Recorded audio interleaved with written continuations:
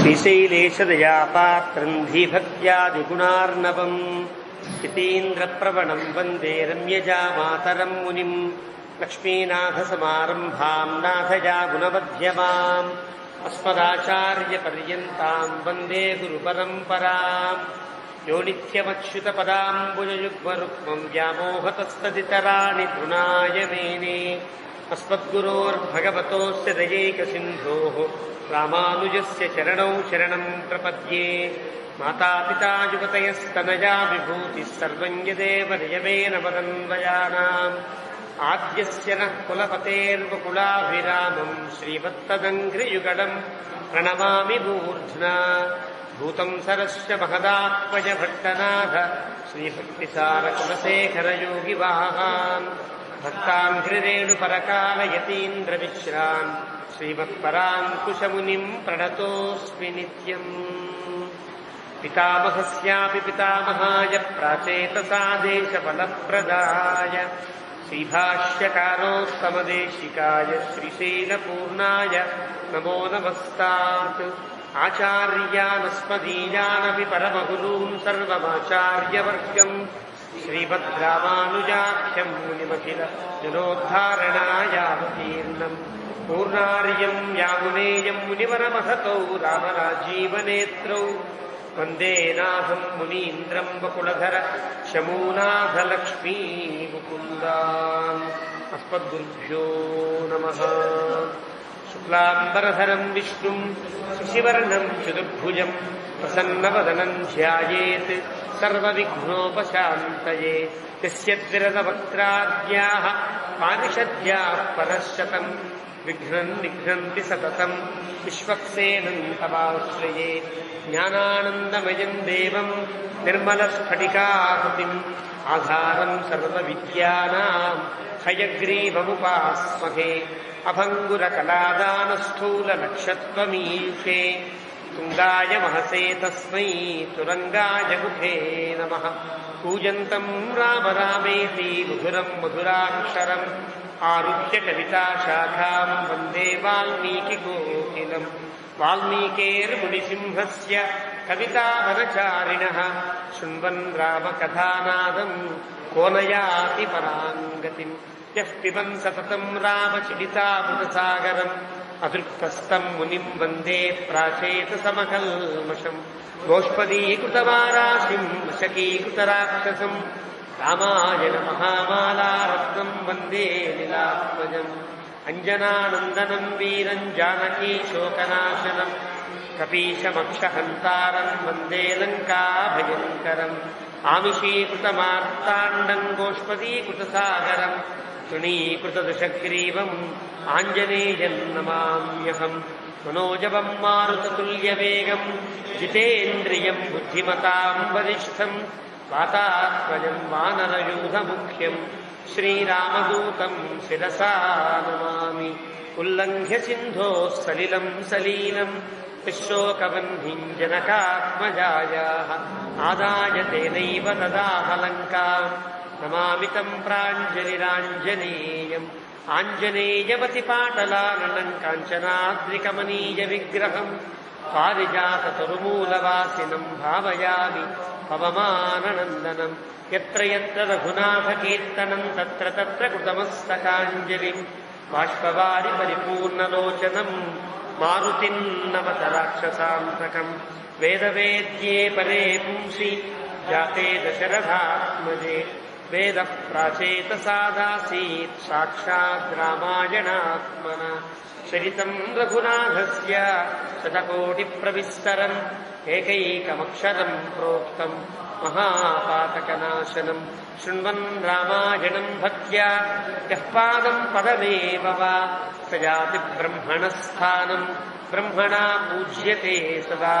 వాల్మీకిగిరిసంభూతా రామసాగరగామినీ పునాతి భువనం పుణ్యా రామాయణ మహానది. శ్లోకసారసమాకీర్ణం సర్గకల్లోలసంకులం కాండగ్రాహ మహామీనం వందే రామాయణార్ణవం. యః కర్ణాంజలి సంపుటైరహరః సమ్యక్ పిబత్యాదరాత్ వాల్మీకేర్వదనారవిందగళితం రామాయణాఖ్యం మధు. జన్మం వ్యాధి జరా విపత్తి మరణైః అత్యంత సోపద్రవం సంసారం సవిహాయ గచ్చతి పుమాన్ ఇష్టోపదం శాశ్వతం. సమమధురోపనతార్థవాక్యబద్ధం రఘువరచరితం మునిప్రణీతం దశరథశ్చ బభం నిశామయధ్వం శ్రీరాఘవం దశరథాత్మజమప్రమేయం సీతాపతిం రఘుకులాన్వయరత్నదీపం ఆజానుబాహువరవిందదలాయతాక్షం రామం నిశాచర వినాశకరం నమామి. వైదేహీ సహితం సురద్రుమతలే హైమే మహామండపే మధ్యే పుష్పకమాసనే మణిమయే వీరాసనే సుస్థితం. అగ్రే వాచయతి ప్రభంజనసుతే తత్వం మునిభ్యః పరం వ్యాఖ్యాంతం భరతాదిభిః పరివృతం రామం భజే శ్యామలం. వామాంకస్థితజానకిం పరిలసత్కోదండదండం కరే చక్రం చోర్ధ్వకరేణ బాహుయుగళే శంఖం శరన్ దక్షిణే బిభ్రాణం జలజాతపత్రనయనం భద్రాద్రిమూర్ధ్ని స్థితం కేయూరాదివిభూషితం రఘుపతిం సౌమిత్రియుక్తం భజే. ఆపదాముపహర్తారం దాతారం సర్వసంపదాం లోకాభిరామం శ్రీరామం భూయో భూయో నమామ్యహం. తపస్వాధ్యాయనిరతం తపస్వీ వాగ్విదాంబరం నారదం పరిపప్రచ్ఛ వాల్మీకిర్మునిపుంగవం. ధర్మాత్మా సత్యసంధశ్చ రామో దాశరథిర్యది పౌరుషే చ ప్రతిద్వంద్వః శరైనం జహిరావణిం. సకృదేవ ప్రపన్నాయ తపాస్మీతి చ యాచతే అభయం సర్వభూతేభ్యో దదామ్యేతద్వ్రతం మమ. ధ్యాయే భద్రాద్రివైకుంఠరామం సీతారమాన్వితం శంఖచక్రధనుర్బాణధరం సౌమిత్రిసేవితం. శ్రీరామాయ నమః. శ్రీమతే రామానుజాయ నమః. భగవద్బంధువులరా, భద్రాచల శ్రీ సీతారామచంద్ర మహాప్రభు యొక్క దివ్యానుగ్రహం చేత ఆ స్వామి త్రేతాయుగంలో అవతరించిన విడంబినామ సంవత్సరాన్ని పురస్కరించుకుని మనం ప్రారంభించినటువంటి నిరవధిక రామాయణ ప్రవచన లహరిలో ఒక ఏడాది పూర్తయి 2వ ఏట మనం అరణ్యకాండలో ప్రవేశించాం. అరణ్యకాండ చాలా గొప్ప కాండ. రామచంద్రమూర్తి యొక్క అవతార పరమార్థమును కొనసాగించిన కాండ, మోక్షప్రధానమైన కాండ అని పెద్దలు దీన్ని చాలా గొప్పగా వ్యాఖ్యానం చేస్తారు. ఏ కాండ కాకాండే గొప్ప. సాధారణంగా మనం అనుకుంటున్నాం అరణ్యకాండ, యుద్ధకాండ ఏముంటుందండి, అరణ్యంలో వర్ణన, యుద్ధంలో యుద్ధం వర్ణన అని మాత్రమే అనుకుంటాం. కానీ ప్రతి కాండలో కూడా చాలా విలువైన, చాలా గొప్ప గొప్ప అంశములను ప్రస్తావిస్తారు. జరిగిన కథని వాల్మీకి మన కంటికి చిత్రగోచరమయ్యేటట్లుగా చేస్తారు. వాల్మీకి వంటి మహాకవి ఇంకొకరు ఉండే అవకాశం లేదు. కారణం, వాల్మీకి స్వతహాగా తపశ్శక్తి వల్ల ఏర్పడ్డ ఒక అద్భుతమైనటువంటి ప్రతిభ అయితే, బ్రహ్మ సరస్వతులు ఇద్దరి యొక్క వరము తనకున్నది. అదిగాక పితరం రోచయామాస తదా దశరథన్ నృపం. భగవంతుడు శ్రీమన్నారాయణుడు దేవతలందరి ప్రార్థన చేత రాముడుగా తాను పుట్టడానికి దశరథ మహారాజుని ఎన్నుకున్నాడు. ఎవరైనా ఎన్నుకుని పుడతారా? నేను ఈ నాన్న కడుపునే పుట్టాలి, ఈ అమ్మ కడుపునే పుట్టాలని మనం అనుకోగలుగుతారా? ఆయన అజాయమాన బహుధా విజాయతే అని పుట్టుకలేనివాడు కావడం చేత ఎలాగైనా పుట్టదలచినవాడు ఏ రకంగా ఏ క్రిమి కీటకంలో పుట్టినా ఆ కీటకం అద్భుతమై ప్రకాశించేటట్లుగా ఉండే జన్మ రహస్యము కలిగిన వాడు కావడం చేత ఈ దశరథుణ్ణి నేను తండ్రిగా ఎన్నుకుంటున్నా, ఈయన గర్భానే పుడతా, కౌసల్య గర్భానే పుడతా అని చెప్పాడు. పితరం రోచయామాస తదా దశరథం రూపం. అలా అనుకుని పుట్టాడు. మరి రాముడెవరు? వేదవేద్యుడైన వాడే రాముడై పుట్టాడని స్కంద పురాణంలో పరమశివుడు చెప్పాడు. మరి వేదవేద్యుడైన రాముడు ఈ లోకంలో మానవుడై భగవంతుడు పుడితే వేదం పుట్టద్దా? వేదము మళ్ళీ పుట్టాలి కదా. కాబట్టి ఆ వేదము కూడా మళ్ళీ పుట్టింది. ఎలా పుట్టింది? రామాయణంలా పుట్టింది అని పరమశివుడు చెప్పాడు. వేద ప్రాచేతసాదాసీత్ సాక్షాత్ రామాయణాత్మన. ఆ సాక్షాత్తుగా వేదమే, సమగ్రమైన వేదమే మళ్ళీ ప్రాచేతసముని అయిన వాల్మీకి ద్వారా ఈ లోకంలో రామాయణమే పుట్టింది. ఎలాగైతే రాముడు భగవంతుడు పితరం రోచయామాస అనుకున్నాడో, వేదము కూడా పితరం రోచయామాస తదా ప్రాచేతసముని, ప్రాచేతసమునిని తన తండ్రిగా భావించి వేదము పుట్టింది. కాబట్టి వేదం పుడితే వేదమే రామాయణం అయితే వేదంలో ఏ అక్షరము వృధా కానట్టే, వేదములో ప్రతి అక్షరము భగవంతుని యొక్క నామమే అయినట్లుగా రామాయణములో కూడా ఏ అక్షరము వృధా కాదు, ప్రతి అక్షరము భగవన్నామం. ఇది ఎవరు చెప్పారు? వేదములో ఉండే అక్షరములను పదములను వాక్యములను పనసలను అనువాకములను కాండలను అన్నింటినీ కూడా జాగ్రత్తగా వివేచించిన పాణిని మహర్షి చెప్తారు. వేదాక్షరాణి యావంతి పఠితాని ద్విజోత్తమై తావంతి హరినామాని కీర్తితాని న సంశయ. వేదంలో ఒక్క అక్షరం మీరు జాగ్రత్తగా చెప్పినా ఆ ప్రతి అక్షరము కూడా హరినామమే అని ఎవరు చెప్తారు? పాణిని మహర్షి చెప్తారు. వేదములకు ప్రాతిశాఖ్య రాసినటువంటి పాణిని మహర్షి చెప్తారు. కాబట్టి వేదంలో ఉండే ప్రతి అక్షరము భగవన్నామమే అయినట్లుగా రామాయణంలో ఉండే ప్రతి అంశము భగవంతుని యొక్క తత్వానికి సంబంధించింది. చివరికి రావణాసుని పొగిడే సందర్భంలో కూడా ఉండే పదములు కూడా భగవత్కీర్తనే చేస్తారు. రామాయణం ఉండే గొప్పతనం. అలా పెద్దలు రామాయణంలో ప్రత్యక్షరమును కూడా ఏకైక అక్షరం పుంసాం మహాపాతక నాశనం, ప్రతి అక్షరము కూడా మనందరికీ సకల పాపాలని పోగొడుతుంది అని రామాయణం యొక్క మహాత్మ్యంలో చెప్తారు.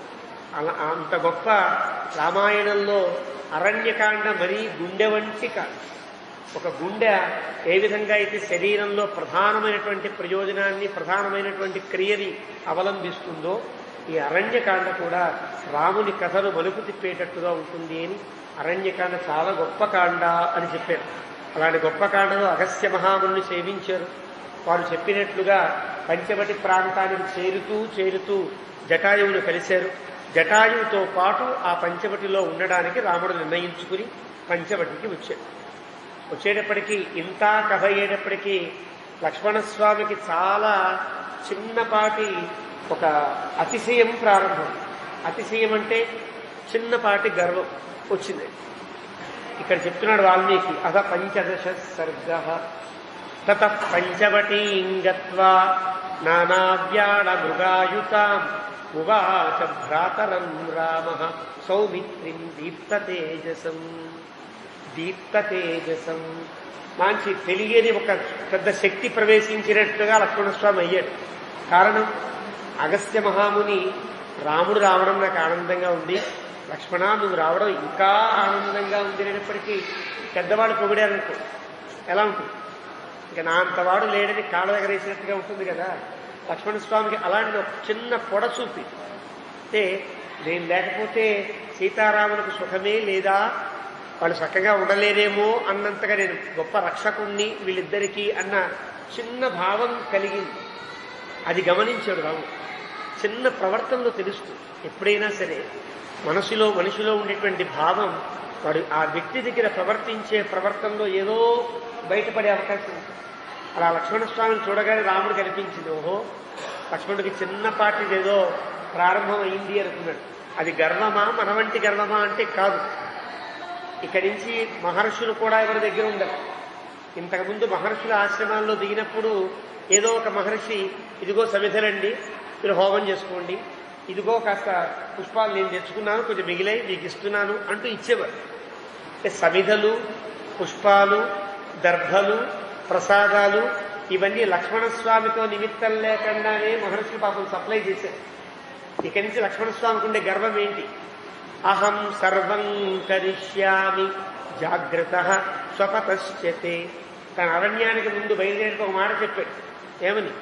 అన్ని పనులు నేనే చేస్తా, నువ్వు పడుకున్నా మేలుకొని ఉన్నా అన్ని సేవలు నావే అని బయలుదేరితే పాపం అన్ని సేవలు చేసే సందర్భాలు అన్ని చోట్ల రాలా లక్ష్మణస్వామి. ఇక నుంచి ఈ అరణ్యంలోకి ఏ ఒక్క మహర్షి పురుగు కూడా రాదు. ఎందువల్ల? ఇది రాక్షస భూయిష్టమైనటువంటి ప్రాంతం. ఇక్కడ నేను, వదిన గారు, అన్నగారు తప్ప ఇంకెవరూ ఉండరు. వదిన గారి చేత పని చేయించుకోడు, అన్నయ్య పని చేయడానికి వీల్లేదు, నేనున్నాను కాబట్టి వాడిద్దరి సేవ నాదే అనే గర్వం కాదు. అది వ్యాఖ్యానం. కన్నీ నేనే, రాముడికన్నీ నేనే చెయ్యాలి అనే చిన్నపాటి ఒక విధానం ఏర్పడగానే రాముడు అంటున్నాడు, ఉవాచ భ్రాతరం రామ. రామ అంటే ఆనందింపచేయువాడు అని అర్థం, రమింపచేయువాడు అని అర్థం, లేదా తాను రమిస్తూ ఉన్నవాడు అని అర్థాలు కదా. చిన్నపాటి సంతోషం కలిగింది రాముడికి. కానీ లక్ష్మణస్వామికి పాఠం చెప్పాడు. లక్ష్మణస్వామి ఉండేటువంటి ఆ తీరు కొంచెం తగ్గించవలసిన అవసరం ఉంటుంది అని అంటున్నాడు. ఆగతాస్మ, వచ్చేసాను లక్ష్మణ. యథోద్దిష్టమముం దేశం మహర్షిణ అయం పంచవటీ దేశ సౌమ్య పుష్పిత పాదప. వచ్చేసాం. అగస్త్య మహర్షి ఏ ప్రాంతాన్ని అయితే చెప్పాడో ఆ ప్రాంతానికి వచ్చేసాం. ఇదే పంచవటి దేశం అంటే రామ లక్ష్మణ, ఇదే పంచవటి. ఇది ఎలాంటి సౌమ్య పుష్పిత పాదప. ఈ ప్రయోగం చూడండి జాగ్రత్తగా. అగస్త్య మహర్షి రాముడికి వేసిన పూర్తి మాట అదే, సౌమ్య పుష్పిత పాదప అని. అగస్త్య మహర్షి తన ఉద్దేశంలో ఏదైతే చెప్పాడో అదే ప్రయోగాన్ని లక్ష్మణస్వామి చేశాడు. అంటే నీవే ముఖ్యం అనుకుంటున్నావు కదా, నీవే ముఖ్యం. సౌమ్య పుష్పిత పాదప, ఈ పంచవటికి వచ్చాం అని ఊరుకోల. సర్వతశ్చార్యతాం దృష్టి కాననే నిపుణోఖ్యసి. చిన్నపాటి ఎత్తి పొడుపు అంటారే అలాంటి కాననే నిపుణోఖ్యసి. జాగ్రత్తగా చూడు లక్ష్మణ, ఈ పంచవటంతా జాగ్రత్తగా పరిశీలించి, నువ్వు అడవిలో అన్ని బాగా తెలిసినవాడివి కదా, అన్ని పనులు బాగా చేయడం వచ్చినవాడివి కదా, నిపుణహి అసి, నువ్వు మంచి నైపుణ్యం కలిగిన వాడివి కదా. ఆశ్రమ కతరస్మిన్నో దేశే భవతి సమ్మత. ఎక్కడ మనకు ఆశ్రమం ఎలా కడితే బాగుంటుందో అలా కట్టు అన్నాడు రావు. నా ప్రమేయం ఏం లేదు, అన్నీ నువ్వే చేస్తానని మనసులో అనుకుంటున్నావు కదా, అలాగే చెయ్యి అన్న. అనంగానే అని ఊరుకోరా. రమతే ఎత్ర వైదేహి, పాఠాంతరం ఉంది. రమసే ఎత్ర వైదేహి పాఠం. రమతే అనుకుందాం. ఎక్కడైతే సీతమ్మ తల్లి చాలా ఆనందంగా ఉంటుందో ఈ ప్రాంతం అని మహర్షి చెప్పాడు. మైథిలి తత్రవంశ్యతే అని చెప్పాడు కదా. ఆ విధానంతో రమతే ఎత్ర వైదేహి, ఎక్కడ సీతమ్మ ఆనందంగా తిరుగుతుందో, నీకెక్కడ బాగుంటుందో, నాకు ఎక్కడ బాగుంటుందో అక్కడ ఆశ్రమాన్ని కట్టు అన్నది. సీతమ్మకి బాగుంటుందంటే పర్వాలా, నాకెక్కడ సౌకర్యంగా ఉంటుందో అంటే పర్వాలేదు, నీకు ఎక్కడ సౌకర్యంగా ఉంటుందో అనేటప్పటికీ ఆ మాట లక్ష్మణస్వామి గుండెల్లో చిన్నగా పొడుచుకున్నట్టే. త్వము అహంచ ఏవ లక్ష్మణ తాదృశో దృశ్యతాం దేశ దేశ సన్నికృష్ట జలాశయ. అలాంటి మంచి ప్రదేశాన్ని నీవే ఎన్నుకో, జలాశయానికి దగ్గరగా ఉండే చూసుకో. వనరామణ్యకయ్యత్ర, పుష్పాలు పూసుకోవడానికి వీలుగా సీతమ్మకి ఎక్కడ బాగుంటుందో అక్కడ చూడు. ఆ ప్రదేశం సూచించాలి. రాముడు ఇప్పటిదాకా సూచన చేశాడు, ఇప్పుడు సూచన చేయట్లా. నీ ఇష్టం నీ ఇష్టం అంటున్నాడు. స్థలరామణ్యకయ్యద, ఎక్కడ ఎత్తు పొలాలు లేకుండా ఉంటుందో నువ్వే చూసుకో. సన్నిపుష్పంచ యత్ర స్యాత్ సమిత్ పుష్ప కుశోదకం. సమిత్తులకు సమిధలు తేవడానికి, పుష్పాలు కోసుకోవడానికి, దర్భలు తెంచుకోవడానికి ఎక్కడ వీలో అక్కడే నువ్వే చూడు అనంగానే ఏవముక్తస్తు రామేణ. తు అంటే అర్థం. ఇలా అనేటప్పటికీ లక్ష్మణస్వామికి ఎప్పుడూ ఇలా మాట్లాడాల రాముడు తనతో.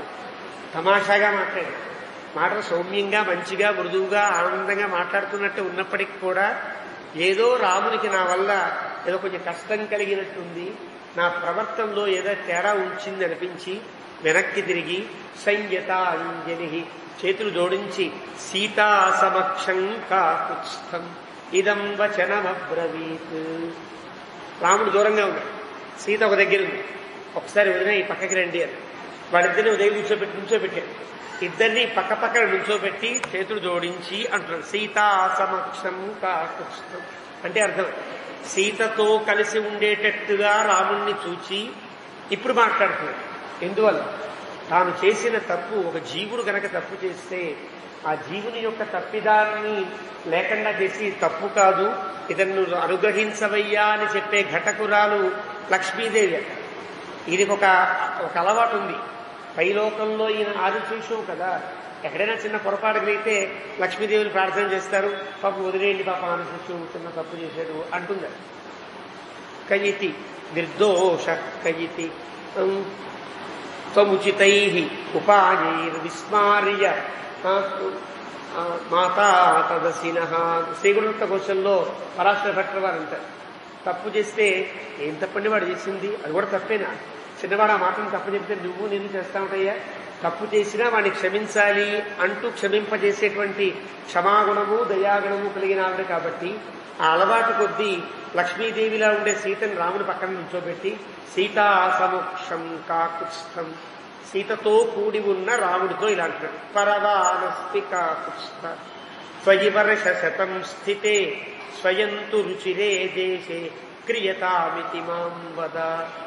నీ మాటల్లో ఆంతర్యం నా మనస్సుకు తెలిసింది అనుకున్నవాడై లక్ష్మణస్వామి అంటాడు, పరవానస్మి కాకుత్స్థ, నేను స్వతంత్రించి చేసేవాణ్ణి కాను రామా, నువ్వేం చెబితే అదే చేసేవాడిని, పరవానస్మి, నీ ఆజ్ఞ కోసం సిద్ధంగా అంతే తప్ప నాకు నేను స్థలాన్ని నిర్ణయించుకుని నాకు నేను ప్లాన్ తీసుకుని నాకు నేను వస్తువులు తెచ్చుకుని కట్టేవాడిని కాదు.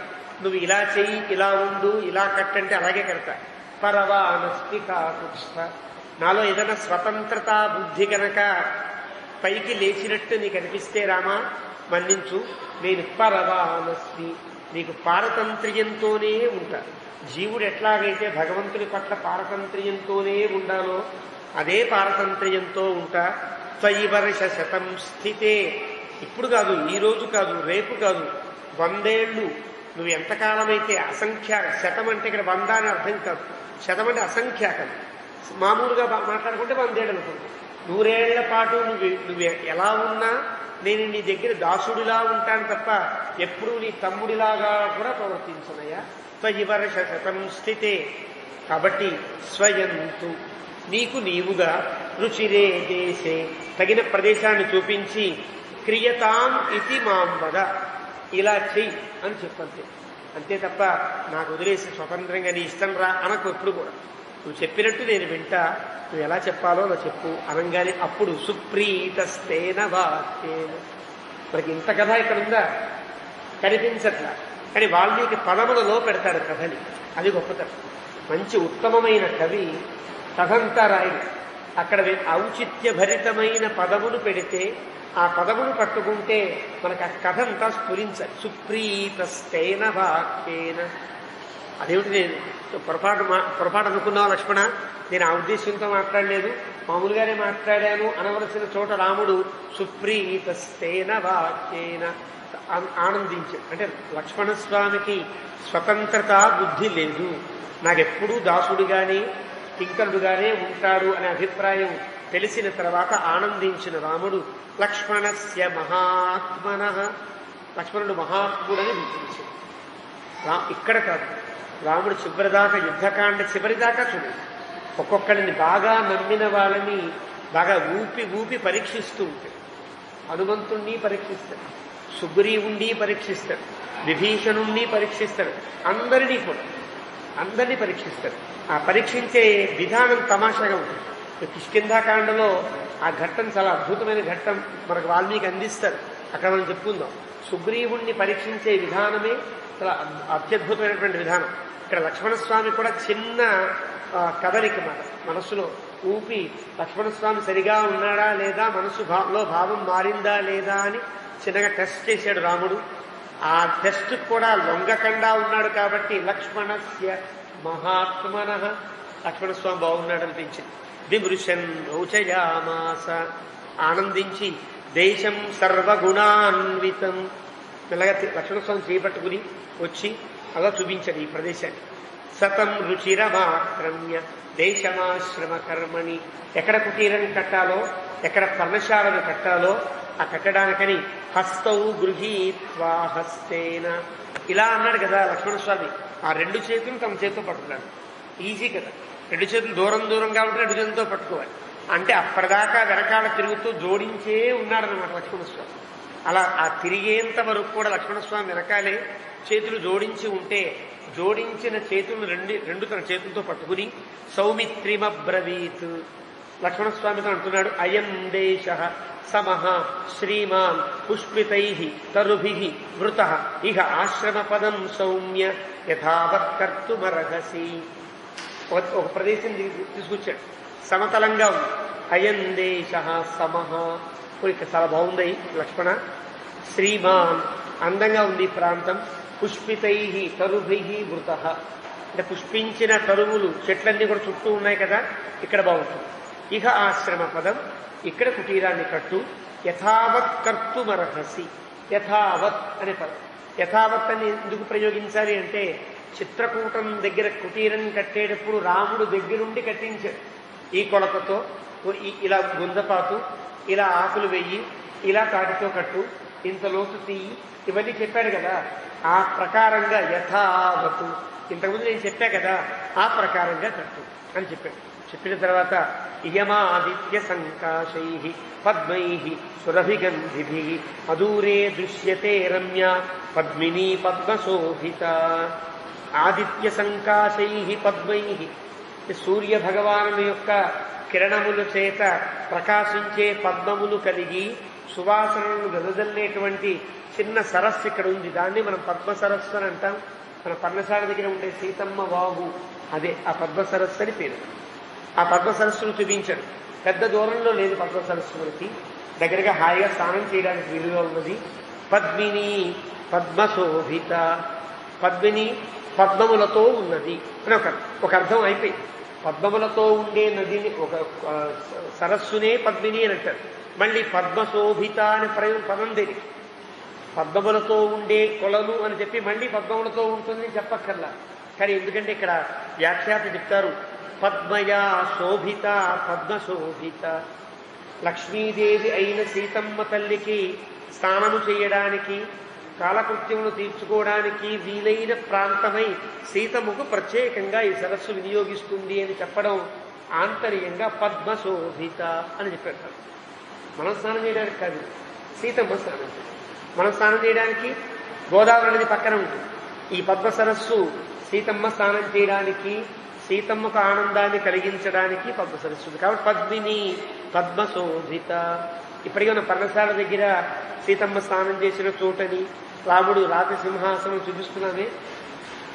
పారంపరికంగా వచ్చినటువంటి ఒక అభిప్రాయం. మనకి నిజమా కాదా అంటే రుజువులు చూపించే అవకాశం మన దగ్గర లేకపోయినా పారంపరికంగా వచ్చేదాన్ని విశ్వసించి తీరాలి.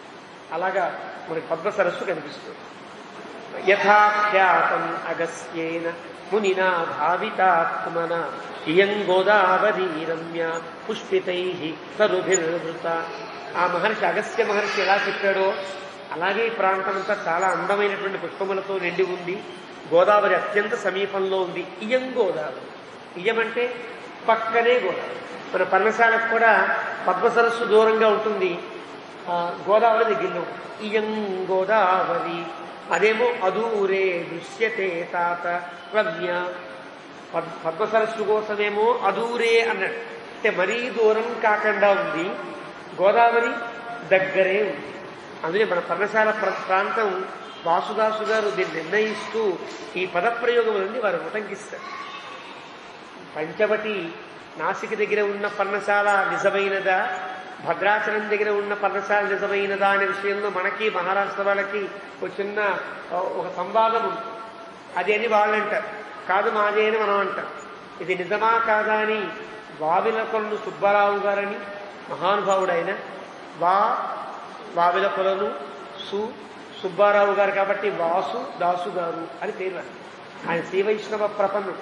ఎలాగైతే రామదాసు గారు రఘునాథ భట్టులను ఆశ్రయించి పంచ సంస్కారాలను పొంది ప్రపన్నుడై తరించాడో, ఆ వాసుదాసు గారు కూడా అహోబిల మఠానికి సంబంధించిన పెద్దలను అవన్నీ ఆశ్రయించి పంచ సంస్కార సంపన్నుడై అద్భుతంగా శ్రీ వైష్ణవ సంప్రదాయమును ప్రచారం చేసినటువంటి వ్యక్తులలో, ఆంధ్ర ప్రాంతంలో ఉండే వ్యక్తులలో సుమారు 150 సంవత్సరాల క్రితం వారి యొక్క ప్రభావం ఇంత అంత చాలా గొప్ప వ్యక్తి. వారు వారి ఆశ్రమాన్ని మన పెద్దజీవి స్వామి వారికి సమర్పించారు. నడిగడ్డపాలెంలో ఆశ్రమం ఇప్పటికీ వాసుదాస ఆశ్రమము అని అంటారు. వారు వారి వల్ల వారి సంక్రమంగా మన పెద్దజీవి స్వామికి ఆశ్రమం వచ్చింది. అది తెనాలి ప్రాంతంలో ఉన్నది. చాలా గొప్ప వ్యక్తి.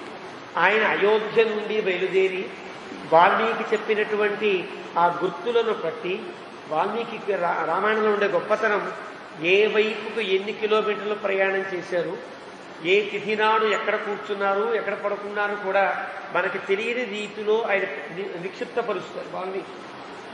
దానికి వాల్మీకి రామాయణాన్ని చూచి రామాయణపు తిథులన్నీ రాశారు. రామాయణంలో ఏ సంవత్సరం, ఏ మాసం, ఏ పక్షం, ఏ తిథి నాడు, ఏ నక్షత్రం నాడు, ఎన్ని గంటలకి రాముడు బయలుదేరాడో కూడా రాశారు. ఇవన్నీ ఎలా సాధ్యమవుతాయి? వాల్మీకి యొక్క గొప్పతనం, ఆయన కవిత్వంలో ఉండే గొప్పతనం. ఈ రామాయణ తిథులు అనే పేరుతో పెద్దజీవి స్వామి వారు సన్యాసానికి పూర్వం శ్రీమన్నారాయణ అనే పేరుతో రామాయణ తిథులన్నీ రాశారు. ఒక చిన్న పుస్తకం. అంటే ఏనాడు బయలుదేరారు, అది మన సంవత్సరాన్ని బట్టి ఏ సంవత్సరం అవుతుంది, ఆ డేట్లు, టైము, ఎన్ని గంటల దాకా ఉన్నారు, ఎన్ని నిమిషములకు బయలుదేరారు కూడా రాశారు. రామాయణ తిథులనే పుస్తకం, ప్రాచీన పుస్తకం. దానికి కూడా ఆధారాలు ఉన్నాయి, ప్రాచీన పుస్తకాలు ఉన్నాయి. వాల్మీకి అలా చెప్తాడు. కాబట్టి వాల్మీకి రామాయణాన్ని అనుసరించి వాసుదాసు గారు ఒక సర్వేలా ప్రారంభించి నేటి భద్రాచల ప్రాంతంలో ఉండే పర్ణశాలయే నిజమైన పర్ణశాల అని వారి మందరంలో వారు అద్భుతంగా ఒక మ్యాప్ ఇచ్చి మరీ దాన్ని నిర్ణయించారు. ఇది మనం చేసిన నిర్ణయం కాదు, వారు పెద్దలు నిర్ణయం చేశారు. అప్పుడు వారు నిర్ణయం చేసే సమయంలో కొన్ని శ్లోకములు ఉటంకిస్తున్న శ్లోకములలో ఈ శ్లోకాలు కూడా పద్మిని పద్మశోభిత ఇయం గోదావరి రమ్య. ఇదిగో గోదావరి పుష్పితై తరుభిర్వృత, అందమైన పుష్పములతో నిండిన చెట్లతో ఉన్నది. హంస కారండవ కీర్ణ, హంసలు తిరుగుతున్నట్టుగా కారండవ పక్షులు అంటారు. అంటే నీటి మీద వాలతాయి, చాలాసేపు ఉంటాయి, కానీ దాని యొక్క కాలు కూడా నీటిలో దిగబడదు. అది గొప్పతనం. నీటి మీద నిలబడితే ఎలా ఉంటుంది, కొంచెమన్నా దిగద్దని లోపల. అసలు నీటి మీద ఆగుతాయి పక్షులు, రెక్కల్ని తడుపుకుంటాయి, ఆ రెక్కల్ని కొట్టుకుంటాయి, తన శరీరం మీద వెళ్ళిపోతుంటాయి. కారండవ పక్షులు అంటారు. రెపరెపలాడుతూ నీటి మీద ఎగురుతూ ఉంటాయి. ఎప్పుడైనా మనం గమనించవచ్చు. కొన్ని నదులలో, మన ప్రాంతాల్లో ఉండకపోవచ్చేమో కానీ అరణ్యములకు వెళితే అలా నీళ్ల మీద ఎగిరే పక్షులు ఉంటాయి. అలాంటి పక్షులన్నీ ఉన్నాయి. చక్రవాకోపశోభిత, చక్రవాకములు కనిపించాయి. నాతి దూరేణ చాసన్నే మృగయూధని పీడితా మయూరనాదితారమ్యా ప్రాంశవో బహుకందరా. నాతి దూరేణ నచాసన్నే, మరీ దూరం కాకుండా మరీ దగ్గర కాకుండా పర్వతాలు ఉన్నాయి. పర్వతాలకు అందమైన గుహలు కనిపిస్తున్నాయి. అంతేనా, అక్కడ ఉండేటువంటి మృగయూధముల యొక్క అలికిడి చేత నెమళ్ళు కొరివిప్పి నాట్యమాడుతున్నట్టుగా ఉండే ప్రాంతం ఎంత బాగుంది. ఈ ప్రాంతం అంతా చాలా బాగుంది. దృశ్యంతే గిరయ సౌమ్య, చుట్టూ పర్వతాలు కనిపిస్తున్నాయి. చూసావా లక్ష్మణ? ఫుల్లై తరుభిరావృతా, అందమైనటువంటి పుష్పములతో నిండిన చెట్లతో నిండినటువంటి పర్వతములవి. సౌవర్ణై రాజతై తామ్రై దేశే దేశే ధాతుభి గవాక్షితా ఇవ భాంతి గజా పరమభక్తిభి. అక్కడ ఉండే పర్వతములన్నీ కూడా ధాతువులు అంటారు. ధాతువులంటే పర్వతములలో పుట్టే రసాయనిక చర్య వలన ఏర్పడేది. బంగారం కూడా పర్వతముల్లో జరిగే రసాయనిక చర్య వల్ల ఏర్పడేదే. బంగారం అంటే ప్రత్యేకంగా మనం తయారు చేసేది కొన్ని బంగారాలు ఉంటే ఉండొచ్చు కదా, కానీ రాళ్లల్లో, కొండల్లో పుడతాయి. కొండల్లో ఉండేటువంటి అనేక రకాల మిశ్రమములు కలిసి మట్టి, కొన్ని జీవకణములు అన్నీ కలిసి బంగారంలా రూపాంతరం చెందుతూ ఉంటాయి. ఎట్లా మీకు బంగారపు కొండ, ఆస్ట్రేలియా వెళ్ళినప్పుడు 2002లో అక్కడ బెలారెట్ అనే ప్రాంతంలో బంగారపు కొండలు, అంటే కొండలో బంగారం పుట్టే చోటు మేము వెళ్ళాము. నేను వెళ్ళాను. చూసినప్పుడు ఆ కొండల మధ్యలో బంగారం మెరుస్తూ ఉంటుంది. దాన్ని వాళ్ళు తవ్వి అక్కడ ప్రాసెస్ చేయడం అంతా మనకు చూపిస్తారు. దానికి ఆ బంగారం కరగడానికి దానిలో ఉండే మట్టి, రాళ్ళు అన్నీ ఉంటాయి. బంగారం ఒక ముద్దలా ఉండదు. ఇక్కడ కొంచెం, మళ్ళీ రాయి, మళ్ళీ మట్టి, మళ్ళీ చెట్లు, మళ్ళీ రాయి, ఇలా ఉంటుంది బంగారం. కానీ మెరుస్తూ ఉంటుంది. దాన్ని వాళ్ళు ఒక క్లీనింగ్ ప్రాసెస్ చేస్తారు. ఆ క్లీనింగ్ చాలా జాగ్రత్తగా చేస్తారు. అది ఆ క్లీనింగ్ అయ్యాక కూడా నదిలోకి కొన్ని చిన్న బంగారపు కణికలు కొట్టుకొస్తూ ఉంటాయి. అలా ఉంటుంది ఆ ప్రాంతం. అక్కడికి తమాషా వెళ్లే వాళ్ళందరూ కూడా కొన్ని టికెట్, దానికి వ్యవహారం అంతా ఉంటుంది. లోపలికి వెళ్ళాక చూడొచ్చు మనం ఆ ప్రాంత బంగారం తయారు చేయడం, దాని బిస్కెట్లా తయారు చేయడం అని షోలు చూపిస్తారు. టికెట్ ఇస్తే కొంచెం $1 టికెట్ ఏదో ఉంటుంది, అది కూడా కూర్చుంటే మన దగ్గరే ఆ బంగారం ముద్ద పట్టుకొస్తాడు, అది కరిగిస్తాడు, మట్టంతా పక్క పోతుంది, బంగారం ధాతువులన్నీ ఏర్పడతాయి, మళ్ళీ ఓ దగ్గర వేస్తాడు, మళ్ళీ రాళ్ళు రప్పలు పోతాయి, ముద్ద బంగారం మెత్తగా బంగారం తయారవుతుంది. దాన్ని మెల్లగా తీసి మన కళ్ళ ముందు ఏదో చేసి తమాషాగా అలా చేసి కాఫీ వడబోసినట్టుగా వడబోసి మీకు వేసి బిస్కెట్ చూపిస్తాడు. అదొక సుమారు ఒక 40 నిమిషాలు సేపు పడుతుంది ఆ షో అంతా కూడా. చూశాను అక్కడ ఆ కడిగేటప్పుడు ఆ నదిలో కొట్టుకొస్తుంటాయి బంగారం ముక్కలు, మీకు దొరికితే ఎరుకోవచ్చు. ఇంకా అక్కడికి వెళ్ళిన వాళ్ళంతా అక్కడే ఉంటారు ఎక్కువ. అందరం వెతికాం, ఎవ్వరికీ ఏం దొరకదు. దొరకకుండా వాళ్ళు జాగ్రత్త పడతారు. ఒక్క పిసర కూడా పోకుండా ఉంటుంది. అలా దొరికిన వాళ్ళని ఫోటో తీసి అక్కడ పెడతారు. వీడికి ఇంత బంగారం దొరికింది అని పెడతారు. అలా తమాషాగా ఉంటుంది. ఎందుకు చెప్పారంటే ఈ బంగారములు ధాతువులు అన్నీ కూడా రాళ్లలో కొండల్లో రసాయనిక చర్య వల్ల ఏర్పడే ధాతువులు అంటారు. గైరికాది ధాతువులు అంటారు. అలా అవన్నీ ఉన్నాయి. సౌవర్ణై తెల్లగా ఉంటాయి కొన్ని. మీకు ఎప్పుడన్నా ఇప్పుడు పోయే కానీ నాపరాళ్ళు వేసినప్పుడు మీరు ఎప్పుడైనా గమనించి ఉంటారు. గతంలో నాపరాళ్ళు ఉండే, నాపరాళ్ళలో చిన్న చిన్న అభ్రకల్లా బంగారంలా మెరిసే చిన్న చిన్న రాళ్ల గుర్తులు ఉంటాయి. అవన్నీ కూడా మనకు కనిపిస్తూ ఉంటాయి. నాపరాళ్ళలో పాత నాపరాళ్ళలో మనం గమనించవచ్చు. ఇవన్నీ ధాతువులు అంటారు. ఇలా కొన్ని తెల్లగా ఉండేవి, కొన్ని ఎర్రగా రాగిలా ఉండేవి, కొన్ని బంగారంలా ఉండేవి. అవన్నీ ఆ కొండల మీద కనిపిస్తూ ఉంటే ఆ కొండల మీద సూర్యకిరణాలు పడ్డాయి, మెరుస్తూ ఉంటుంది కదా. ఎంత బాగుందో చూసావా లక్ష్మణ. సౌవర్ణై రాజతై తామ్రై దేశే దేశే ధాతుభి. ఇలా ఉంది. ఎలా ఉంది ఆ ప్రాంతం? గవాక్షితా జివాభాంతి గజా పరమభక్తిభి. ఆ కొండలా ఉంటే కొండ మీద ఏనుగులు ఉంటాయి కదా. ఏనుగు ఎక్కడ ఉంటుందో ఆ ఏనుగు వల్ల ఆ వెనకాల ఉండే ఆ బంగారపు ఆ కాంతి కనిపించదు. చుట్టూ కాంతి కనిపిస్తుంది, మధ్యలో ఏనుగు ఉందనుకోండి, ఎలా ఉందంటే అది కిటికీల్లా ఉంటుంది, మూసిన కిటికీల్లా ఉంది. అలా ఉంది. గవాక్షిత ఇవాభాంతి గజా పరమభక్తిభి తాళై తాళై తమాలైశ్చ. ఇక్కడి నుంచి వర్ణిస్తున్నాడు వాల్మీకి. సాల వృక్షములు, తాళ వృక్షములు, మద్ది చెట్లు, మామూలుగా తాడి చెట్లు, తమాల వృక్షములు అంటే నీటి చీకటి మాను చెట్లు, ఖర్జూర చెట్లు, పనస, ఆమ్రకం అంటే దాన్ని మామిడిలో ఒక జాతి ఆమ్రకం అంటారు. అలా ఆమ్రకం, నివారై నేలకందుక చెట్లు, దివిసై తుమికి చెట్లు, పున్నాగై పొగడ చెట్లు, ఇలా అన్ని చెట్లతో నిండి ఉంది. చూతై ఇదొక రకం మామిడి చెట్టు అండి. ఆమ్రకమన్నా మామిడి, చూతమన్నా మామిడి. ఇదొక రకం. అంటే రకరకాల మామిడి చెట్లు ఉంటాయి కదా.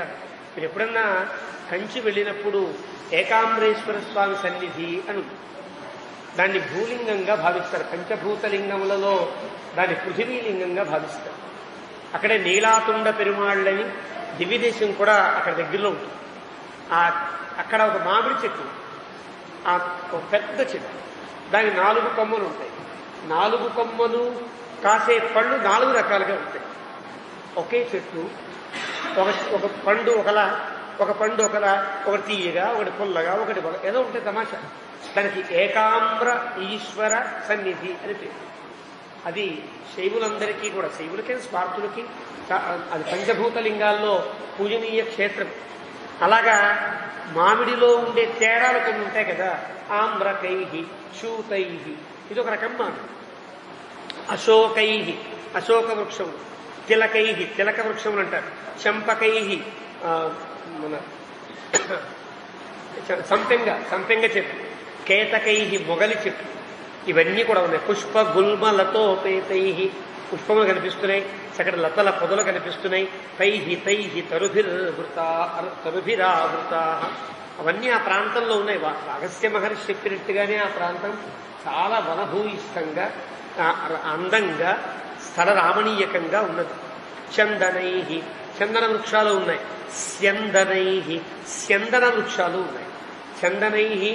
చందన వృక్షాలు అంటే మనకి చందనం అరగ తీసుకుంటాం. చందనం అంటే చందనపు జాతికి సంబంధించినదే కానీ చందనము వలె సువాసన లేదు. చందనం ఎంత ఇష్టపడతాయో పాములు దాన్ని అంత ఇష్టపడతాయి ఆ చెట్టుని, కానీ దానికి సువాసన ఉండదు. చందన వృక్షాలు కొన్ని, నీపై కొన్ని కడిమి చెట్లు, పర్ణాసై పన్నాస వృక్షములు, లికుచై నిమ్మ చెట్లు, లికుచం అంటే నిమ్మ అని అంటారు, నిమ్మ చెట్లు, ధవ ధవ అంటే జిల్లేడు చెట్లు, జిల్లేడు చెట్లు, అశ్వకర్ణ అశ్వకర్ణము దాని పేరు, ఖదిరై చండ్ర చెట్లు, శమి జమ్మి వృక్షాలు, కింసుకపాటలై అంటే మోదుగు చెట్లు యొక్క సమూహాలు, పాటల వృక్షాలు అని ఇవన్నీ చెప్పి ఇదం పుణ్యమిదం మేధ్యం ఇదం బహుమృగద్విజం, ఇది పుణ్యమైన ప్రాంతం. అంటే ఎక్కడైతే ఇలాగా మనిషికి మనుగడకి సంబంధించినటువంటి అన్ని వనరులను సమకూర్చగలిగే ఉంటుందో ఆ ప్రాంతాన్ని పుణ్యము అని అంటారు. మేధ్యం ఇది పవిత్రమైన ప్రాంతం, అనగా ఎప్పుడైతే ఆ 5 చెట్ల మధ్యలో ఉన్నదో ఇది యజ్ఞవేది వంటిది మనం చెప్పుకున్నాం కాబట్టి, యజ్ఞవేదిక వంటిది కాబట్టి చాలా పవిత్రమైన ప్రాంతం. పుణ్యము పవిత్రము, నానా బహు మృగద్విజం, చాలా అందమైనటువంటి మృగములు ఉన్నాయి, పక్షులు ఉన్నాయి. ఇహవత్స్యామ సౌమిత్రే, ఇక్కడ ఉందాను లక్ష్మణ, ఇక్కడే ఉందాను లక్ష్మణ, సార్ధమేతేన పక్షిణ, ఈ జటాయుతో పాటు మన ముగ్గురం ఇక్కడే హాయిగా ఉందాము అని రాముడు లక్ష్మణస్వామికి ఆజ్ఞాపిస్తే, ఏవముక్తస్తు రామేణ, ఇలా చెప్పిన తర్వాత అమ్మయ్య రాముడు ఒక ప్రదేశాన్ని నాకు సూచన చేశాడు, యథావత్తు అన్నాడు. కాబట్టి నేను ఇప్పుడు చేసిన పని స్వతంత్రించి చేసిన పని కాదు, రాముడు చెప్పినట్టే చేసిన పని అవుతుంది. కాబట్టి రామునికి మనస్సులో ఎలాంటి ఇబ్బంది కలిగించిన వాడని అవుతారని పరవీర, పరవీర అంటే అర్థం శత్రువులను జయించేవాడు అని అర్థం. ఇక్కడ శత్రువులతో నిమిత్తం లేకుండా ఈ పదం ఎందుకు వాడాడు వాల్మీకి? అంతఃశత్రువులు ఉంటారు. ఆ సమయంలో చిన్నగా గర్వం లేసుకుంది. కామ క్రోధ లోభ మోహ మద మాత్సర్యములు అంటారు. వీటిలో చివరిది ఉండే మాత్సర్యము కొంచెం లేస్తే లక్ష్మణస్వామికి ఆ ఉద్దేశ్యం కలిగింది. కాబట్టి ఇప్పుడు అది పోయింది. ఎంత పోయిందో ఈ పై సర్గలో తెలుస్తుంది. భరతుణ్ణి ఎంత గొప్పగా కీర్తిస్తాడో లక్ష్మణుడు. అప్పటిదాకా భరతుడు అంటే పడనివాడు. లక్ష్మణస్వామి ఈ దెబ్బతో రాముడిచ్చిన గుణపాఠంతో ఏమీ ఎంతో సౌమ్యుడై భరతుని కూడా చాలా గొప్పగా పొగిడేంతగా, భరతుడిని పొగుడుతుంటే రాముడు ఆనందపడిపోయి ఇంకా పొగుడు లక్ష్మణ, ఇంకా పొగుడు అంటాడు. పై సర్గలో చూడొచ్చు మనం. అంటే అంత గొప్పవాడు అవుతాడు. అంటే అది పరవీర, తనలో ఉండే శత్రువును జయించాడు. ఇప్పటిదాకా పాపం ఆయన కామం లేదు, క్రోధం ఉంటుంది, సమయానికి తగినట్టుగా ఉంటుంది. క్రోధం లేదు, మోహం లేదు, దేని మీద లోభం లేదు. ఇది నాకే, అన్ని రాముడికేనా, ఇది నాకు వద్దా, అన్ని గౌరవాలు రాముడికేనా, నేను గౌరవించబడద్దా అనే ఉద్దేశ్యం కూడా లేదు పాపం. కామ క్రోధ లోభ మోహ మదము లేదు. మాత్సర్యము కొద్దిగా పెరిగింది, అది రాముడు తుంచివేశాడు. ఇప్పుడు నిష్కల్మష హృదయుడై ఉన్నాడు. అంటే ఇంతకుముందు కల్మషంగా ఉన్నాడని అనుకోవడానికి అవకాశం లేదు. ఇది ఒక గుణపాఠం. కాబట్టి లక్ష్మణస్వామి ఇప్పుడు పరవీర, ఎలాంటి మనస్సులో ఎంత జరిగినా కూడా ఎలాంటి చెడు గుణము వ్యాపించని శుద్ధ అంతఃకరణ జీవుడై ఉన్నాడు. అది లక్ష్మణస్వామి గొప్పతనం అని వాల్మీకి పరవీర అని చెప్పాడు. అచిరేణ ఆశ్రమం భ్రాతు చకార సుమహాబల, సుమహాబల సమర్థుడైన వాడు కావడం చేత రాముని యొక్క అవసరం కూడా లేకుండా, ఇది వరకు చిత్తకూడందని కట్టేటప్పుడు రాముడు కొన్ని దుంగలను అందించాడు.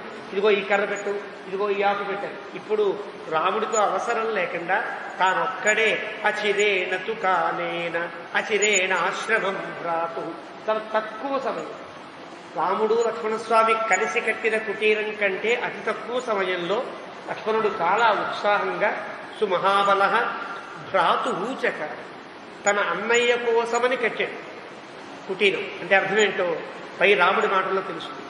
తన కోసం కట్టల, తనకంటూ ఆ ఆశ్రమంలో ఆ కుటీరంలో ఏ సౌకర్యమూ పెట్టుకోలే. రాముడికి ఏ సౌకర్యాలు కావాలో, సీతమ్మకి ఏ సౌకర్యాలు కావాలో ఇవన్నీ గుర్తించిన వారు కావడం చేత సీతారాములు మాత్రమే ఉండడానికి వీలుగా కుటీరం కట్టాడు. అది అర్థం. భ్రాతుశ్చకార సౌమిత్రి, అన్నయ్య కోసం కట్టాడు అంటే అర్థం అది. తమ కోసం కట్టాడు అనొచ్చు కదా, వాల్మీకి చెప్పరా. భ్రాతుశ్చకార అంటే లక్ష్మణస్వామి గుండెల్లో ఈ పర్ణశాల లోపల నేను ఉండకూడదు, నేను బయట చెట్ల కింద ఉండవలసిన వాడిని అనే అభిప్రాయం ఉన్నదన్న మాట. అది రాముడి మాటలో మనకు తెలుస్తుంది. ఎలా కట్టాడో మళ్ళీ వాల్మీకి చెప్తున్నాడు. ఆయన కట్టేశాడు. కట్టిన తర్వాత వాల్మీకి వర్ణిస్తాడు మన కోసం అని. పర్ణశాల సువిపుల. ఈ వర్ణనలో మొట్టమొదటి పేరు పర్ణశాల కాబట్టి ఈ ప్రాంతంలో ఉండే పెద్దలంతా ఈ ప్రదేశానికి పర్ణశాల అని పేరు పెట్టడానికి కారణం. పెద్దలు పేరు పెట్టారంటే ఎంత విలువైన భావం ఉంటుందో గుర్తించాలి. కాబట్టి అక్కడ ఉటజమని పెట్టచ్చు, రామ కుటీరమని పేరు పెట్టచ్చు కదా. అవి పెట్టకుండా ఆ క్షేత్రానికి పర్ణశాల అని పేరు ఎందుకు పెట్టారు? వాల్మీకి ఆ పర్ణశాలను వర్ణించేటప్పుడు, ఆ కుటీరాన్ని వర్ణించేటప్పుడు మొట్టమొదటగా వాడిన పదము పర్ణశాల సువిపుల. ఇది గుర్తించిన మన పెద్దలు, ఇక్కడ ఉండేవారి పెద్దలు, మన పూర్వులంతా కలిసి ఈ క్షేత్రానికి పర్ణశాల అని పేరు పెట్టారు. అది మన పెద్దల గొప్పతనం కాబట్టి ఒకసారి వాళ్ళని అభినందించవలసినదిగా కూర్చున్నాం. ఎందుకంటే వాళ్ళు పేర్లు పెట్టారంటే అది రాముడికి పెట్టినా ప్రాంతములకు పెట్టినా ఎంతో భావన ఉంటే తప్ప గాంభీర్యమైన భావన లేకుండా కొత్త కొత్త పేర్లు పెట్టడం సరదాగా ఎవరూ పెట్టరు. ఆ పేరు వల్ల చరిత్ర తెలియాలి, ఆ పేరు వల్ల అక్కడ ఉండేటువంటి మహాత్మ్యం తెలియాలి, ఆ పేరు వల్ల భవిష్యత్ తరంలో పేరును పట్టి చరిత్ర తవ్వగలిగేటట్లుగా అది తీగ వలె ప్రకాశించాలి. అందుకు పేరు పెట్టాలి. కాబట్టి ఆ పేర్లని గౌరవించడం, పేర్లని ఆదరించడం, పేర్లను అంగీకరించి రాముణ్ణి సేవించడం అందరికీ శ్రేయస్సని మరొక మారు చెబుతూ పర్ణశాల సువిపుల. ఎంత అందంగా కట్టాడంటే సువిపుల, విపులంగా కట్టాడు. తత్ర సంఘాత మృత్తిక. ఎప్పుడు బట్టి తవ్వాడో తెలీదు, ఎప్పుడు నీళ్లతో తడిపాడో తెలీదు, ఎప్పుడు ముద్దలు తీసాడో తెలీదు. గోడలు కట్టి అక్కడ ఉండేటువంటి ఆ బొంగులు పాతి, అడ్డబొంగులు పాతి, మట్టి జాగ్రత్తగా కలిపి అలికినట్టుగా చేశాడు. సంఘాత మృత్తిక. పకడ్బందీగా కట్టాడు. ఇది వరకు లక్ష్మణస్వామి కట్టినటువంటి కుటీరా పకడ్బందీగా కట్టినట్టుగా వాల్మీకి చెప్పలా, ఇక్కడ వర్ణిస్తున్నాడు వాల్మీకి. ఎందువల్ల ఇక్కడ 3 ఏళ్ళు ఇక్కడే ఉందాము అన్నాడు రాముడు.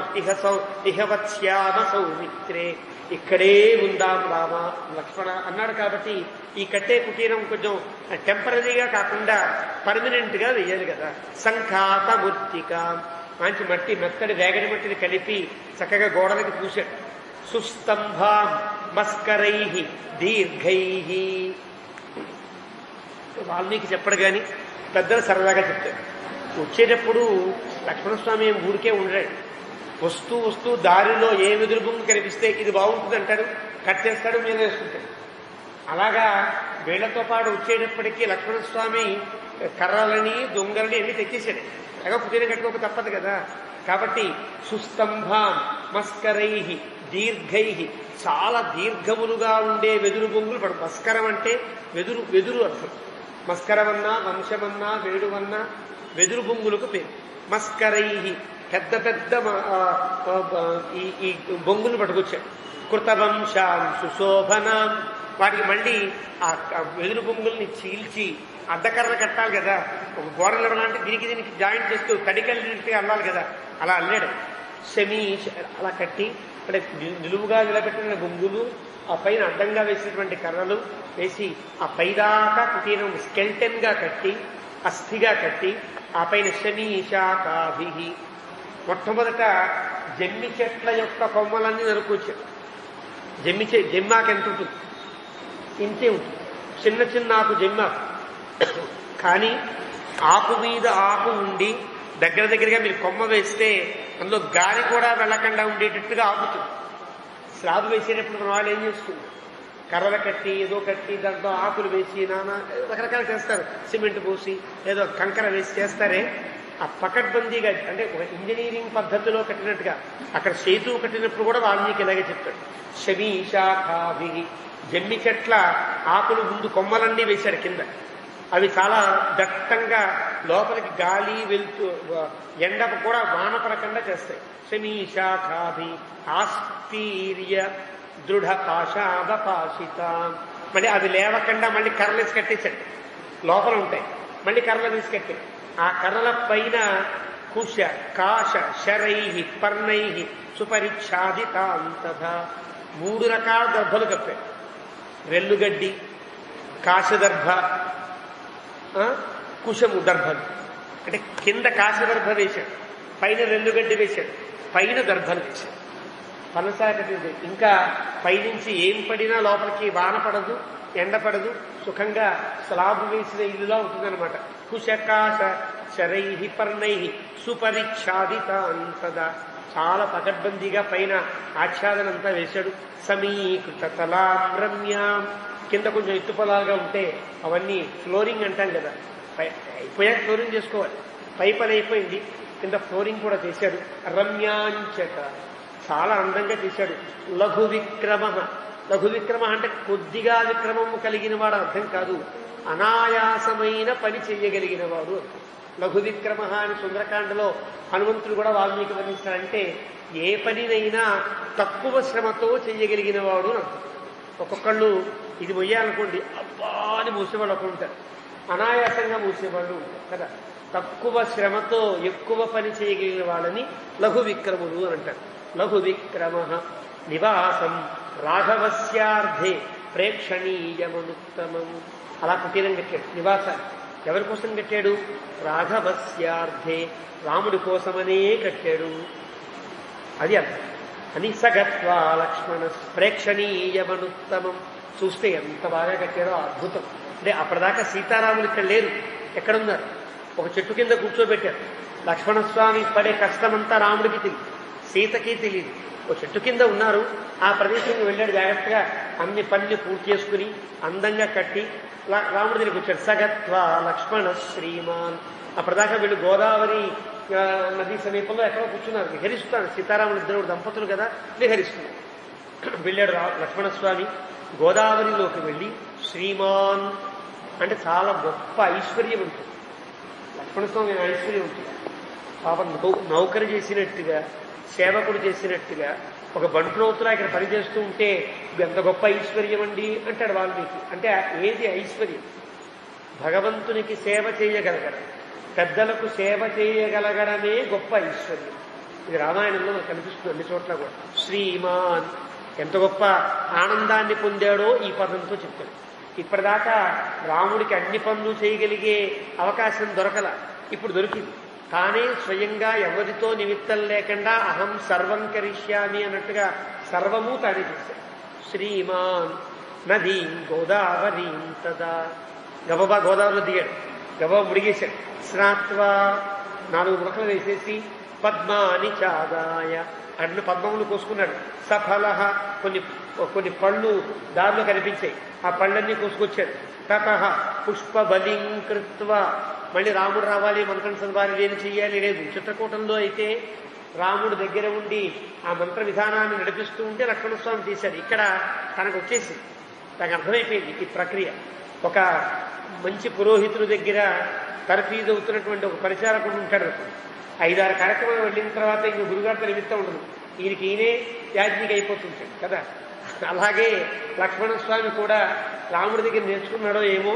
స్నాత్వా అని ఆ పూలు పళ్ళు పట్టుకొచ్చి తత పుష్పబలిం కృత్వా, ఇక్కడ పుష్పబలిని కూడా వేశారు. చిన్న తేడా ఉంది చూసారా? చిత్రకూటంలో ఉండేటప్పుడేమో రాముడు ఈ పని చెయ్యాలి. అరణ్యంలోకి వచ్చిన తర్వాత క్షత్రియాంశలతో వీళ్ళు అక్కడిచ్చినట్టుగా బలులు ఇక్కడ ఇవ్వచ్చు. అక్కడ చతురో మృగాన్ వేద్యాన్ చతురో మృగాన్, అక్కడ మనం చెప్పుకున్నాం దాని వివరం కూడా. అది మాంసం అనవచ్చునా అనడానికి వీల్లేదు, లేదా జంతువులు అనుకున్నప్పుడే కూడా తప్పు కాదే. పెద్ద వివరణ ఇచ్చుకున్నాం, వ్యాఖ్యాతలు ఆ వివరణ చేశారు. అక్కడ అలా బలినిచ్చి ఆ పర్ణశాల నిర్మించుకున్నారు. కానీ ఇక్కడ లక్ష్మణస్వామి ఏ బలి లేదు. అక్కడైతే మునిపుంగవులలా బతకవలసిన చోటు, కానీ అక్కడ క్షత్రియుల్లా ప్రవర్తించారు. ఇక్కడ క్షత్రియుల్లా ప్రవర్తించిన చోటు, కానీ ఇక్కడ మునివలే మునులు చేసినట్లుగా ఆ పుష్పములు ఆ ఫలములతోనే పుష్ప బలిని లక్ష్మణస్వామి ఇచ్చాడు. బలి అనే పదములకు అర్థం దేవతార్చనము, దేవతలకు పెట్టే ఆహారము అని అర్థం. అది ఇది ఉండాలా అది ఉండాలా అనేది ఆశ్రమాలను బట్టి ఆ యోగ్యతలను బట్టి ఉంటుంది. బలిహి దేవతార్హణం, దేవతలకు ఇచ్చేటువంటి ద్రవ్యములకు బలిగింది. ఆ పుష్పబలిం కృత్వా శాంతించ సయథావిధి, అక్కడ ఉండేటువంటి శాంతి మంత్రాన్ని పఠించడు. శాకున సూక్తములని శాంతి మంత్రములు ఉంటాయి. అవన్నీ పఠించాడు. వెళ్ళాడు రాముడి దగ్గరికి. రాముడు చేపట్టుకొచ్చి దర్శయామాస రామాయ తదాశ్రమ పదం కృతం. ఇంత పని చేసినవాడు సాధారణంగా అయితే ఏం కోరుకుంటాడు? రాముడు శభాష్, ఎంత బాగా చేసేవరా అంటే కాస్త పొంగిపోవాలి. కానీ ఇప్పుడు స్థితి లక్ష్మణస్వామికి పొంగే స్థితి కూడా లేదు. ఒకడు మెచ్చుకుంటే ఆనందపడ్డం, తిడితే బాధపడ్డం లాంటివి కూడా లేవు. ఒక మంచి స్థితిని ఇంద్రియ నిగ్రహాన్ని పొందినవాడు అయినవాడు కావడం చేత దర్శయామాస రామాయ తదాశ్రమ పదం కృతం. ఆ కుటీరాన్ని చూపించాడు. అంటే అర్థం ఇక్కడ వ్యాఖ్యాత రాస్తారు, పెద్దలు రాస్తారు. ఎందుకు చూపించాడంటే ఇంకా ఏదైనా లోపం ఉంటే రాముడు చెప్తే సరిదిద్దుకోవడం కోసం, అంతే తప్ప ఎంత బాగా చేశారో చూడు రామా అనడానికి అని. సతం దృష్ట్వా కృతం సౌమ్యం ఆశ్రమం సహసీతయ రాఘవ పర్ణశాలాయాం హర్షమహారయదృశం. చూశాడు రాముడు, సీతతో పాటుగా వచ్చాడు. పర్ణశాల మొత్తం తిరిగి హర్షం ఆహారయదృశం, ఒక్కసారి ఆనందాన్ని తట్టుకోలేక పైకి ప్రకటించాడు రాముడు. సుసంహృష్ట హృష్ట ఆనందించినవాడు, సంహృష్ట బాగా ఆనందించినవాడు, సుసంహృష్ట ఆనందాన్ని లోపల దాచుకోలేక బయటికి ప్రకటించినవాడు. ఆనందం కలిగితే మూడు దశల్లో కలుగుతుంది. బాగుంది అంటాడు. ఎంత బాగా చేశారండి అంటాడు. దాన్ని తట్టుకోలేక వెళ్ళి ఆ వ్యక్తి దగ్గరికి వెళ్ళి ఎంత బాగుందండి, ఎంత బాగా చేశారండి, మీరు మహాత్ములండి పొగిడేస్తాయి కదా. ఈ 3 దశలు సాధారణంగా ఉంటాయి. రాముడు 3వ దశని పొందాడు, సుసంహృష్ట. అప్పుడు ఏం ఇవ్వాలి? రాముడు పెద్ద బహుమతి మరి ఏముంది రాముడి దగ్గర ఇవ్వడానికి అని లక్ష్మణస్వామిని గట్టిగా కౌగిలించుకుని పరిష్వచ్య బాహుభ్యాం లక్ష్మణం తదా గట్టిగా గాఢాలింగనం చేసుకుని అతిస్నిగ్ధం అంటే సీతమ్మని ఎలా కౌగిలించుకుంటాడో అలా కౌగిలించుకున్నాడు. గాఢంచ చాలా ఆనందంగా కౌగిలించుకున్నాడు. వచనంచ ఇలా మాట్లాడతాడు, ఊరుకోలా. ఆ కౌగిలించుకుని ఇదమబ్రవీత్ ఇలా అంటున్నాడు. ప్రీతోస్మి, ఎంత బాగుందయ్యా, ఎంత ఆనందిస్తున్నానయ్యా, మహత్కర్మ త్వయా కృతం, ఎంత గొప్ప పని చేశావు. ఎందువల్ల మహత్కర్మ ఎందుకో పై శ్లోకంలో మీరు చూద్దురుగా, మహత్కర్మ గొప్ప కార్యాన్ని నిర్వర్తించావు. కృతమిదం ప్రభో అంటే లక్ష్మణస్వామి రాజా. అసలు రాజు అవుతాడా జన్మలో?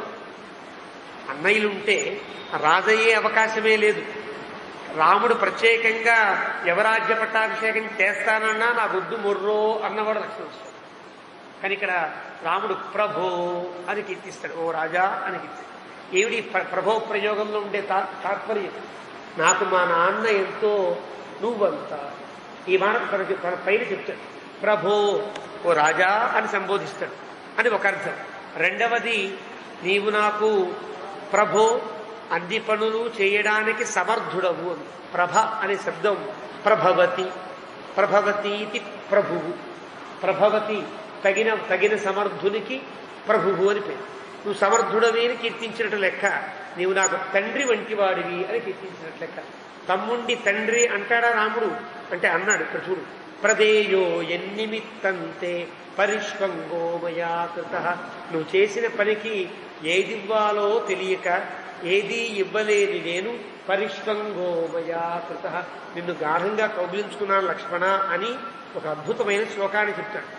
ఈ శ్లోకాన్ని తనిశ్లోకి వంటి తత్వదీపిక వంటి గ్రంథములలో గొప్పగా ఈ శ్లోకాన్ని ఉటంకిస్తారు. భావజ్ఞేన కృతజ్ఞేన ధర్మజ్ఞేన చ లక్ష్మణ త్వయా పుత్రేణ ధర్మాత్మ రసంవృత్త పితా మమ. భావజ్ఞేన అంటే నా భావము తెలిసిన అయినవాడివి కావడం చేత ఒక అర్థం.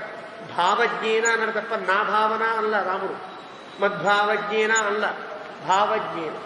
సీతమ్మ మనస్సులో ఏ ఏ సౌకర్యములు కావాలని ఉంటాయో అవన్నీ ఆలోచించి అక్కడ అన్ని ఏర్పాటు చేశారు.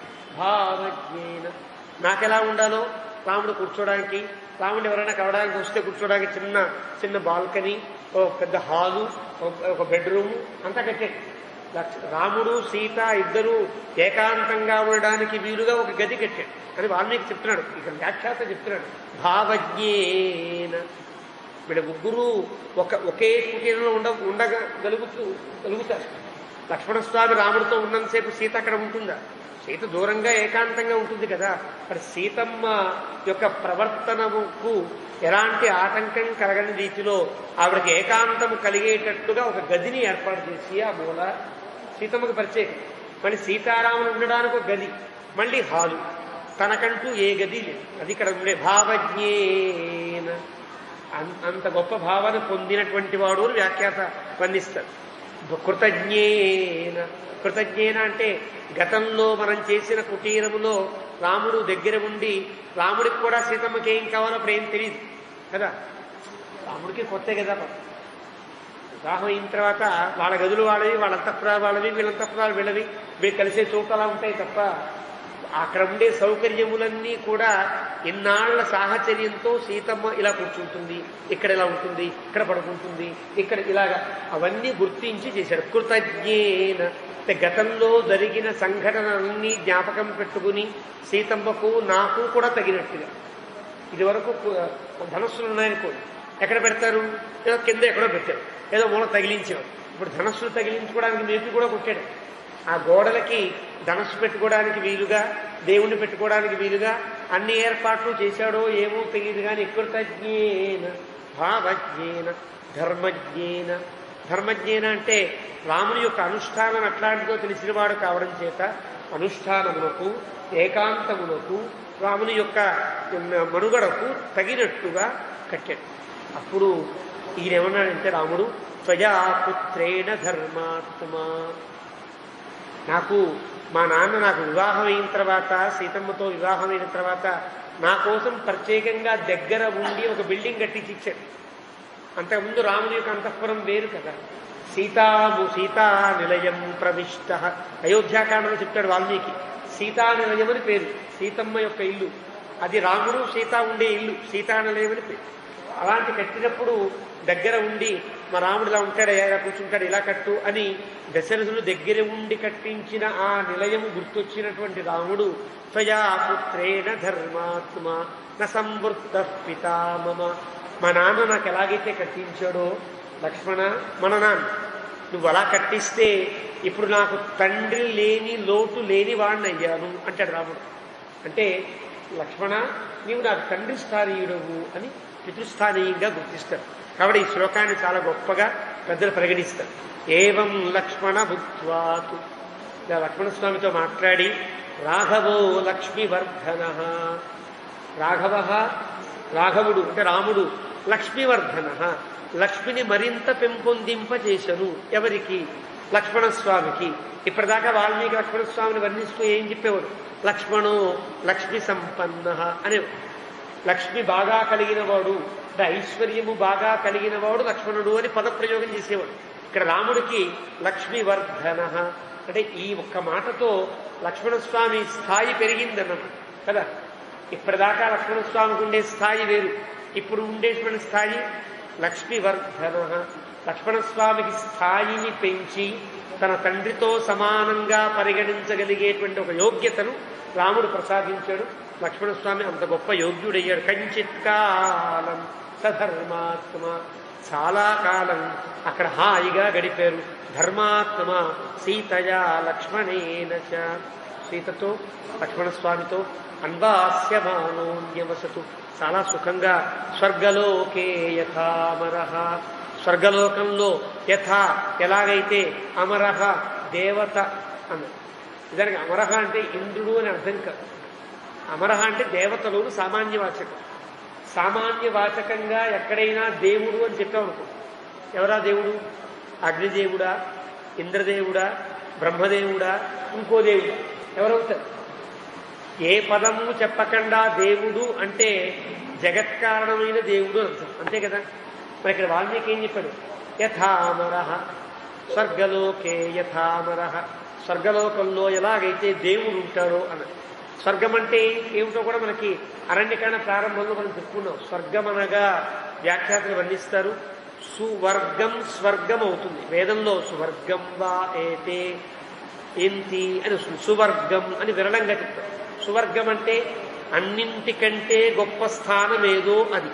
అది భగవంతుడు ఉండే పరమపదము అని అంటారు. ఇక్కడ స్వర్గం అనే పదమునకు అక్కడ ఉండే సందర్భాన్ని బట్టి అర్థం చెప్పాలి. ఆత్మ అనే పదమునకు సందర్భాన్ని బట్టి అర్థం చెప్పాలి. నా ఆత్మ దీన్ని భావించలేదు అంటే అక్కడ ఆత్మ అంటే మనస్సు అని.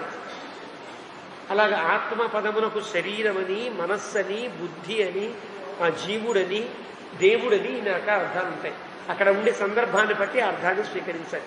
ఇక్కడ యథా అమరః వ్యాఖ్యాత రాస్తాడు, స్వర్గలోకే వైకుంఠలోకమునందు యథా ఏ విధముగా అయితే అమరః సావు పుట్టుకలు లేని అజుడు అంటారే భగవంతుడి, అజోపి సన్నవ్యయాత్మ భూతానామీశ్వరోపి సన్ భగవద్గీతలో చెప్తాడు పరమాత్మ అజహ అని పేరు.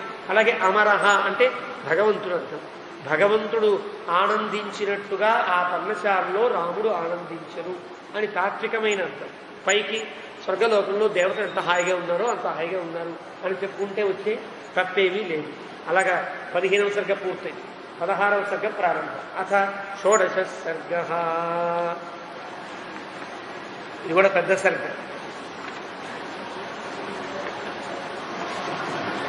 43 శ్లోకాల దాకా ఉంది.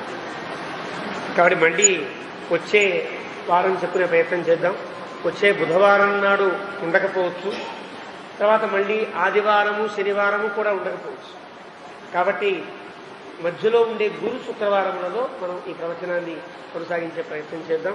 మనకి భాగ్యాన్ని కలిగించినటువంటి వాల్మీకి మహర్షికి, రామచంద్ర మహాప్రభుకి, పెద్దలకి ధన్యవాదాలు సమర్పిస్తూ, ఏవమే తత్పురావృత్తం ఆఖ్యానం భద్రవస్తువః ప్రవ్యాహరత విశ్రత్ బలం విష్ణో ప్రవర్ధతాం లాభస్తేషాం జయస్తేషాం కుతస్తేషాం పరాభవః ఏషా నిందీవరస్యామో హృదయస్థో జనార్దనః కాలే వర్షతు పర్జన్యః పృథివీ సస్యశాలినీ